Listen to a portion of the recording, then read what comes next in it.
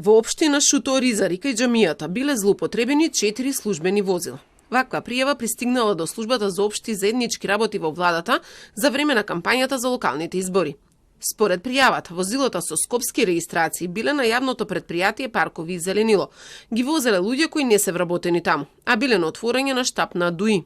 Станува збор за пријава која е пристигната до службата за општи и заеднички работи, препратена на 2.10.2025 до институциите на следните адреси: info@parkovi.com.mk, кабинетет.skopje.gov.mk и градоначалник@skopje.gov.mk за да се добие официјален одговор, но до овој момент СОЗР нема добиено повратен одговор. Епилог од пријавата за злоупотреби нема ни во Државната комисија за спречување корупција. Таму пристигнала друга, една пријава за злоупотреби на возила во предизборен период од годинешните избори. За ланските имало исто така само една пријава, но ДКСК решила дека нема елементи за постапување. Но од СОЗР признаваат дека не сите возила на институциите се обележани со црвени таблички со кои треба да се препознаваат и да се лоцираат злоупотребите.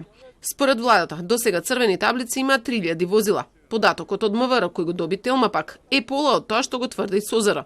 Според Министерството за внатрешни работи, нешто повеќе од 1500 возила се бележани. Од полицијата веќе се соочуваат и со предизвикот за контрола на службените возила со помош на системот Safe City.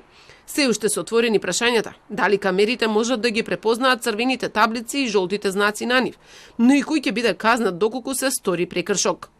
Ве информираме дека за возилата во институционална сопственост, истите потребно е да издадат патен налог кој ќе служи како доказ кое лице во моментот на сторување на прекршокот го управувало возилото. Инаку јавните претпријатија и државните институции по закон пред избори мораат да достават податоци за службените возила до ДКСК. Оваа законска обврска ја исполниле само 42% од 1518 институции, а 58% не го сториле тоа. Државата располага со околу 7000 возила, а од владата ветуваат дека сите ќе добијат црвени таблици на следната регистрација.